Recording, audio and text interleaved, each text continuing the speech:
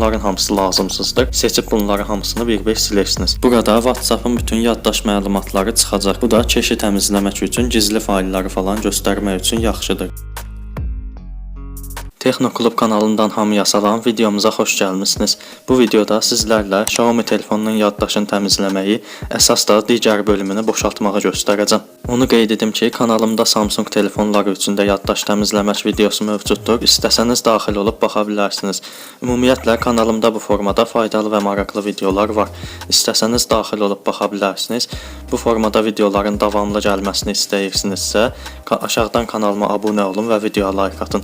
Bildiriş zəngini də aktiv edin ki, mən hər belə video atdığımda sizlərə bildiriş düşsün. Çox uzatmadan başlayaq. İlk başdan əsas şey deyim. Deməli ayarlara daxil olun və buradan ikinciyə klikləyin. Buradan isə üstdə 3 nöqtə var. Ona klik edib ayarlara daxil olun. Daha sonra buradan güncəlləmələrə daxil olun və buradan güncəlləmələri güncəlləmə olaraq seçin. Çünki sistem tətbiqləri yeniləndikcə telefonun yaddaşını doldurur və yaddaşı təmizləməyin heç bir xeyri olmur. Daha sonra bunu Play Store-da göstərin. Play Store-a daxil olun və sağ üstdə profilimiz var. Buna klikləyin və aşağıdan ayarlara daxil olun. Buradan yenə ikinciyə klikləyin və buradan avtomatik güncəlləmələri yenə güncəlləmə olaraq seçin ki, eynən bayaq dediyim kimi proqramlar yeniləndikcə telefonun yaddaşında çox yer tutmağa başlayacaq və yaddaş nə qədər eləsəniz də yaddaşı boşalda bilməyəcəksiniz. Yəni hər şey etməzdən əvvəl ilk növbədə bunu edin ki, yaddaşı təmizləməyin xeyri olsun telefonunuza. Mütləq diqqət edin buna. Bir dənə də əsas şey deyim, burada mütləq diqqət edin. Ayarlara daxil olun və telefon haqqında klik edin. Buradan isə yaddaşa daxil olursunuz. Deməli burada Xiaomi'nin bizə təqdim etdiyi yaddaş sahəsi qarşılayır. Deməli burada yaddaş sahəsi sıra ilə verilmişdir. Hansı daha çox tutur, hansı daha az tutur. Birinciyə klikləyib ən aşağı sürüşdürürsünüz burada. Burada paylaşılan fayllar var. Gördüyünüz kimi ən aşağıda ona klikləyirsiniz və burada nə varsa hamısı lazımsız şeydir. Paylaşılan fayl deyir. Yəni biz kiminləsə paylaşdığımız Bluetooth olsun, WhatsApp olsun, bütün paylaşdığımız fayllar hamısı bura yığılır. Ona görə də bunların hamısı lazımsızdır. Seçib bunları hamısını bir-bir silərsiniz. İndi mən burada bəlkə 3000-4000 şey var. Hamısını seçib silsəm, bəlkə bir 6-7 GB telefonda yer açılar. İndi mənim vaxtım olmadığına görə bunları silməmişəm. İndi sizinlə bir 5-6 dənəsini seçək, görək nə qədər yer açılacaq. Gördüyünüz kimi aşağı hissədə də neçə GB olduğu görünür. Siz də bu formada hamısını seçirsiniz və silirsiniz. Gördüyünüz kimi bir kliklə bir sürü lazımsız fayl sildik. Eynən siz də mən daxil olduğum kimi daxil olun və onların hamısını silin. Daha sonra isə telefonumuzda əsas yaddaşı dolduran şeyi deyim sizə. Deməli telefonumuzda özümüzün yüklədiyimiz, yəni TikTokdan, YouTubedan olsun, Instagramdan olsun videolar yükləyirik. Adicə bir 3 dəqiqəlik video 200-300 MB yer tutur.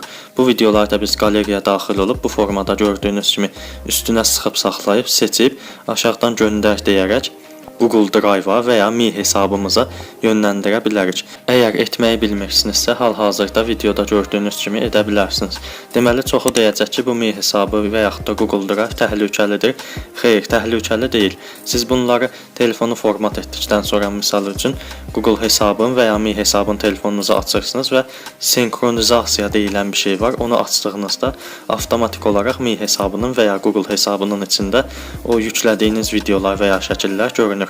Eynən siz də hesabınızın parolunu yadda saxlayın və oradan girib daxil olub baxa bilərsiniz. Yəni təhlükəsizdir. Siz bundan narahat olmayın. Bunu etməyi hər kəsə tövsiyə edirəm. Mütləq bunu eləyin. Daha sonra isə WhatsApp-ın daxilində olan və çox adamın bilmədiyi silinməli şeyləri siləcəyik. Deməli WhatsApp-a daxil olun və üst hissədən 3 nöqtədən ayarlara daxil olun və burada depolama və verilər var. Ona klikləyin. Buradan isə birinciyə klikləyin. Burada WhatsApp-ın bütün yaddaş məlumatları çıxacaq. Deməli ən çox yer tutan və ən az yer tutan hamısı sıralama ilə verilmişdir.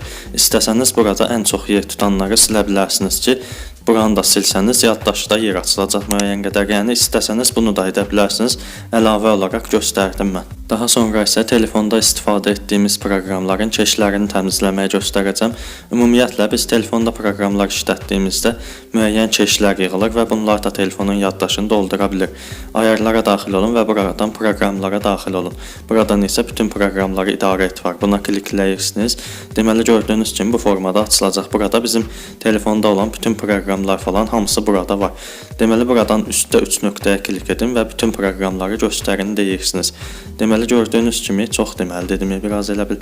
Gördüyünüz kimi burada proqramlar çıxdı. Buradan daxil olursunuz və proqramların keşini təmizləyirsiniz.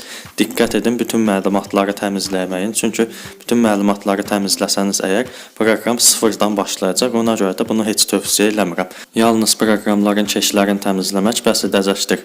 Deməli, əlavə olaraq isə onu deyim ki, TikTokdur, Instagramdır, Facebookdur, bunların keşləri daha çox yığılır.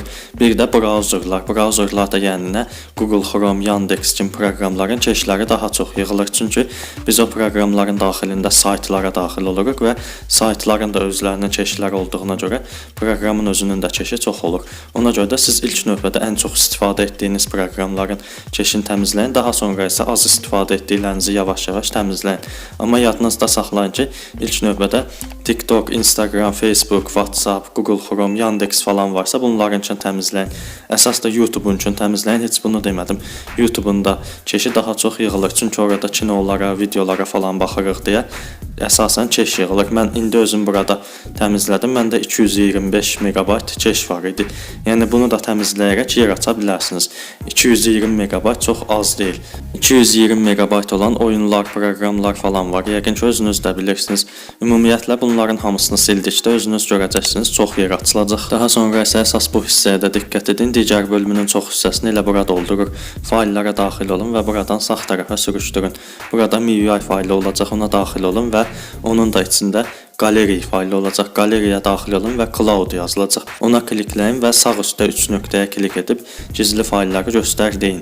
Orada çıxan 2 dənə fayl çıxacaq. İçlərində də lazımsız şeylər. Onları da silirsiniz. Ola bilsin bu fayl Xiaomi-nin bəzi modellərində olmasın. Eyni məndə də yoxdur. Yəni sizdə də bəzi modellərdə olmaya bilər. Yəni buna da diqqət edin ki, bəzilərində olmur. Daha sonra isə yəqin ki, çoxunuz bu proqramı istifadə edirsiniz.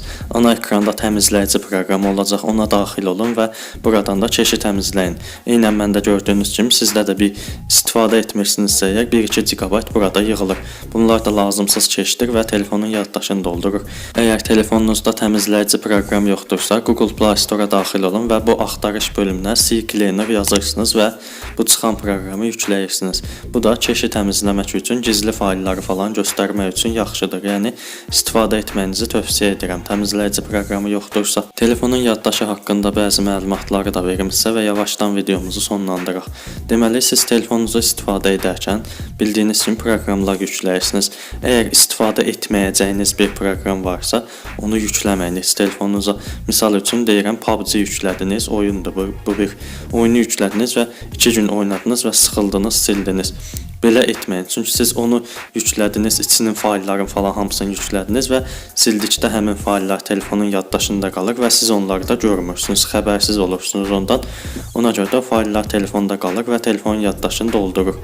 Yəni onu deyim ki, sizə telefonunuza yükləyəcəyiniz bir proqram varsa, onu yükləyin və ömür boyu telefonunuzda qalsın. Çünki siz belə sil yüklə etdikdə hər proqramdan bir 5-6 fayl yığılsa, telefonun yaddaşı əlbəttə ki, dolar. Yəni buna da diqqət edin. Hər dəfə telefon yaddaşı boşaldanda bunu hamıya deyirəm ki, buna diqqət etsin. Daha sonra isə özünüzə müəyyən bir vaxt təyin edin və bu vaxta uyğun olaraq telefonunuzun yaddaşını təmizləyin. Bunu deyərkən nəyi nəzərdə tuturam? Misal üçün siz həftənin bir gününü seçin və o gün boş vaxt tapdığınızda telefonun yaddaşına baxın və ona uyğun olaraq yaddaşı təmizləyin. Misal üçün mən belə edirəm. Hər cümə günü boşluq vaxt tapdığımda, yəni boş vaxt tapdığımda telefonun yaddaşında olan lazımsız videoları, şəkilləri falan hamısını silirəm. Özünüz bildiyiniz kimi TikTok-a falan baxırıq, şəkillər falan yükləyirik, videolar falan yükləyirik. Onlar müəyyən gündən sonra bizə heç lazım olmur. Ona görə də ən azından daxil olun, qalerinizdəki lazımsız şəkilləri, videolarınızı silin. Ümumiyyətlə bəzi insanlara fikir vermişəm. WhatsApp-a daxil olub WhatsApp-dakı mesajları silirlər. Bunu heç tövsiyə eləmirəm, çünki adicə bir mesaj heç 1 kilobayt yer tutmur. Ona görə də heç mesajları silməyin. Müəyyən vaxt ayırın. WhatsApp-dan gələn videoları, şəkilləri və yaxud da yüklədiyiniz mahnıları, səsləri falan hamısını silin. Belə etsəniz telefonunuzun yaddaşı heç dolmayacaq. Müəyyən vaxt çərçivəsində boş qalacaq və istədiyiniz vaxtda boş formada istifadə edə biləcəksiniz. Video ilə bağlı və yaxud da telefona aid bir sualınız olarsa, şərhlər bölümündə qeyd edin. Əlimdən gələn köməkliyi edəcəm sizə. Bu formada videoların gəlməsini istəyirsinizsə, aşağıdan kanalıma abunə olun və videoya like atın.